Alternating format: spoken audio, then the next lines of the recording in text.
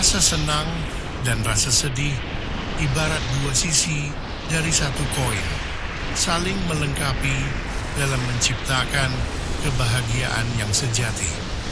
Tanpa kesedihan, rasa senang tak akan terasa bermakna. Justru dari luka dan air mata, kita belajar menghargai senyum dan tawa. Kebahagiaan bukan sekadar tentang ketiadaan duka, tapi tentang kemampuan menemukan cahaya di tengah gelap. Saat kita merasakan sedih, hati jadi lebih peka terhadap hal-hal kecil yang membahagiakan.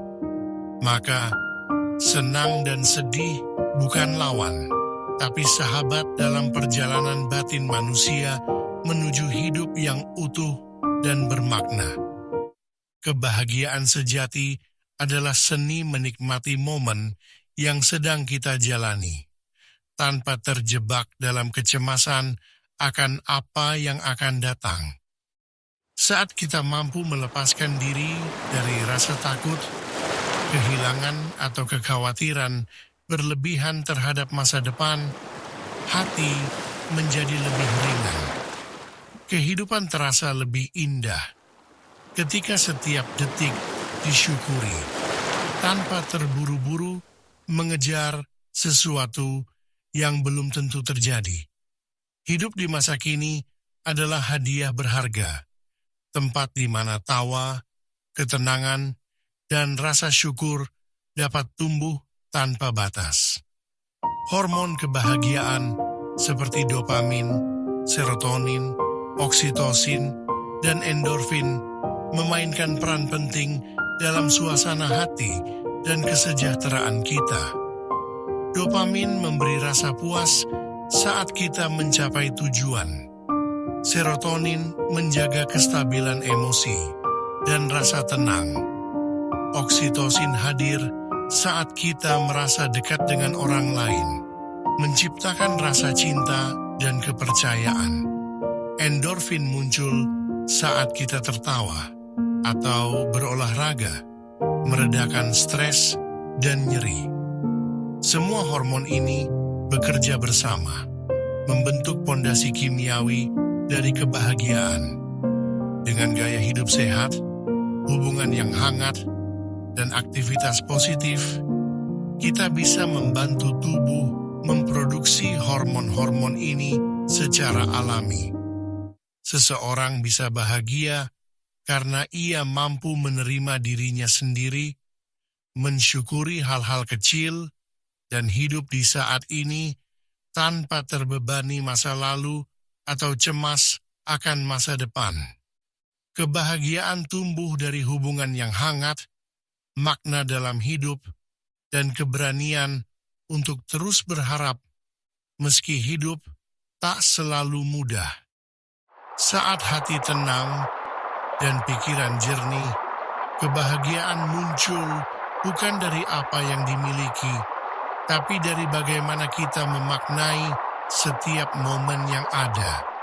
Seseorang harus mampu menerima dirinya sendiri karena penerimaan diri adalah dasar dari kebahagiaan dan ketenangan batin.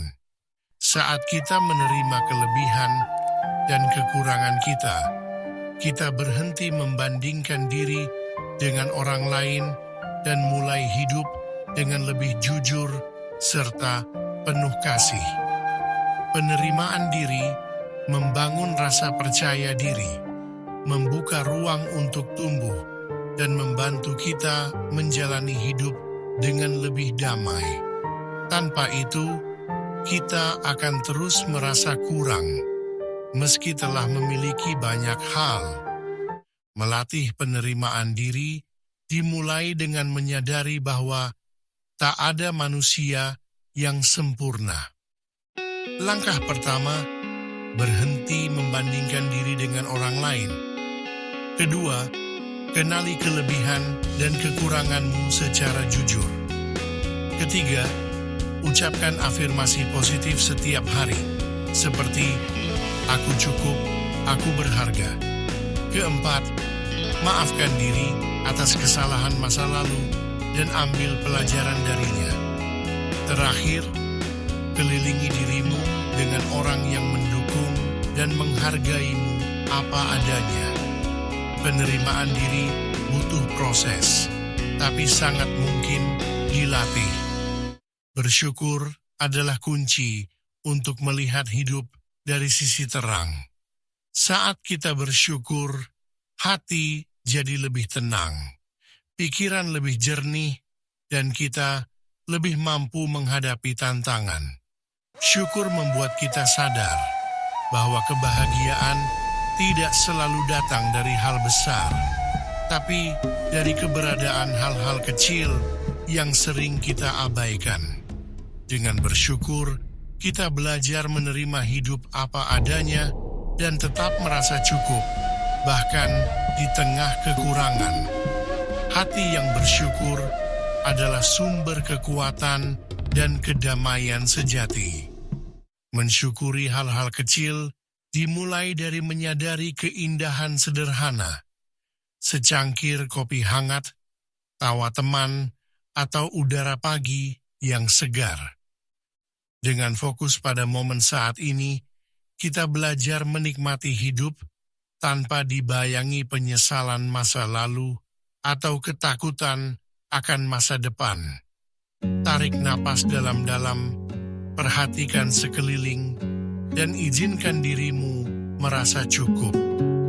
Hidup ini berlangsung sekarang, dan kebahagiaan sering tersembunyi dalam detik-detik yang terlihat biasa, tapi penuh makna jika disadari sepenuh hati. Membangun hubungan yang hangat dimulai dari ketulusan. Dengarkan dengan penuh perhatian, hadir tanpa menghakimi, dan tunjukkan empati saat orang lain berbagi cerita. Beri apresiasi, meski untuk hal kecil, dan jangan ragu mengungkapkan rasa sayang atau terima kasih. Jaga kepercayaan dengan kejujuran dan konsistensi.